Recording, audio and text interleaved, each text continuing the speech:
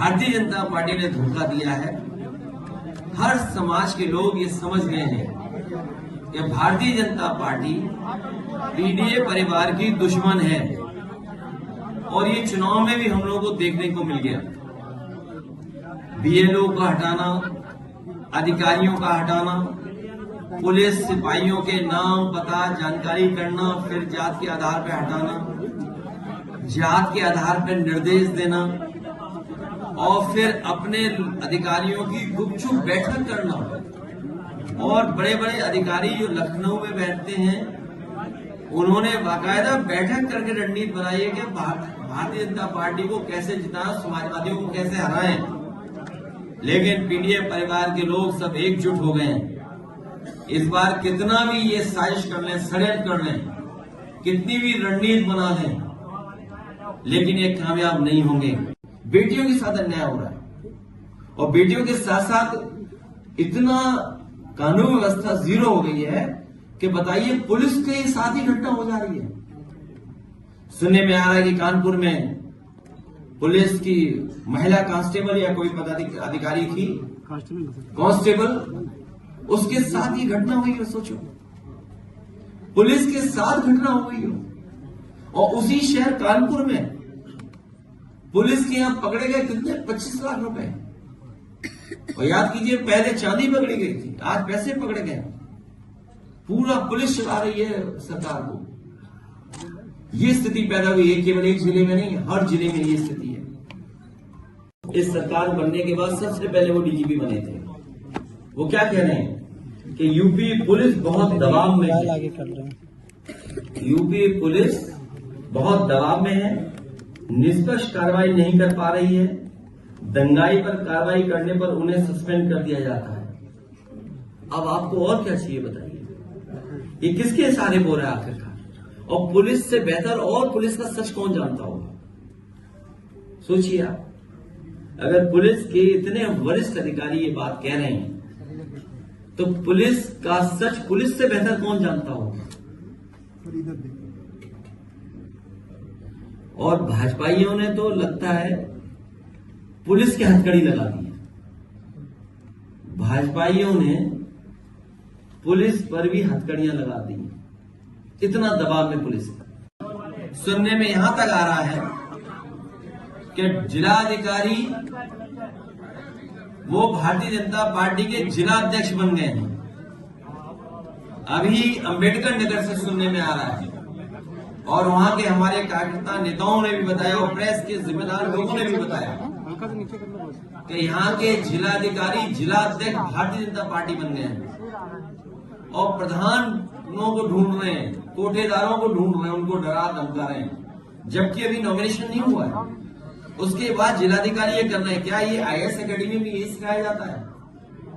क्या ये आईएएस लोग इसीलिए ट्रेन होके गए हैं? इन अधिकारियों की तस्वीर लगा करके हम लोग कहेंगे कि भारतीय जनता पार्टी के अधिकारी बन गए। अधिकारी नहीं है, ये वहां के संगठन के पदाधिकारी बन गए। और फिर आज एक वीडियो वायरल हो रहा है, जो बात मैंने पहले कही थी और फिर मैं दोहराता हूं। उत्तर प्रदेश में दंगा कराने का काम बहराइच में अगर किसी ने किया तो भारतीय जनता पार्टी के नेता उसमें शामिल थे। उनके विधायक अपनी ही पार्टी के कार्यकर्ताओं पे एफआईआर दर्ज करा रहे हैं और क्या उसमें धाराएं लगवा रहे हैं कि इन्होंने षड्यंत्र किया और दंगा करवाया है।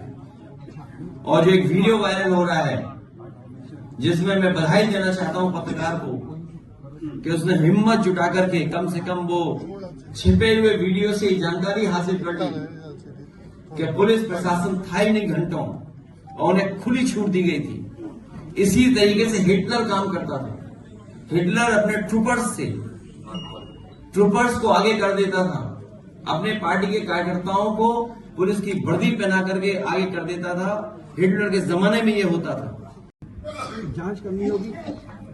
देखिए, उन बातों में बार बार मत जाओ जो अनकॉन्स्टिट्यूशनल है, जो नियम के विरुद्ध है। जहां हत्या हुई है वहां वो जांच का विषय बनता है। सर इसी पर अब नई एडवाइजरी आज जारी हुई है, पुलिस विभाग ने जारी की है कि जहां जहां भी एनकाउंटर्स होंगे वहां पर वीडियोग्राफी होगी, डॉक्टर्स के पैनल चेक करेंगे, वहां पर जाके फॉरेंसिक टीम जाएगी। इसको किस तरीके से?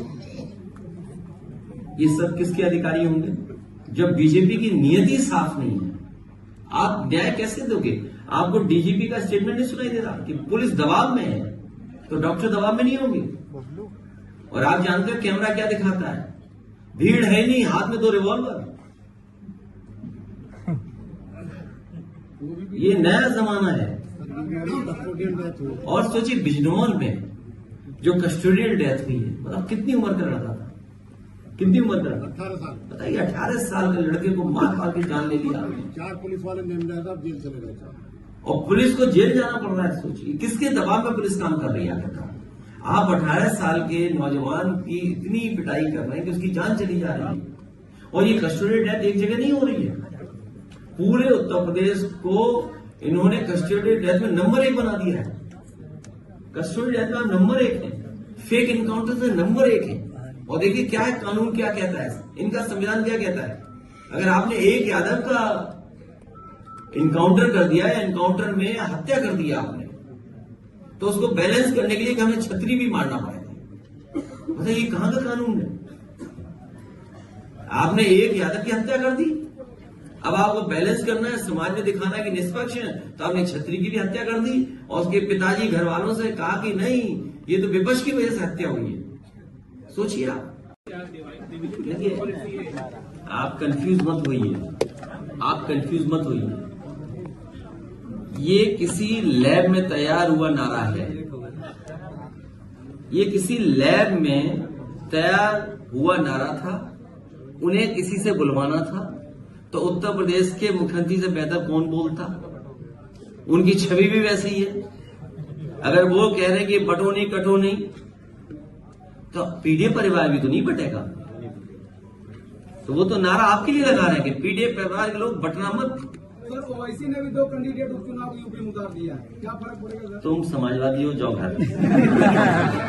बहुत धन्यवाद।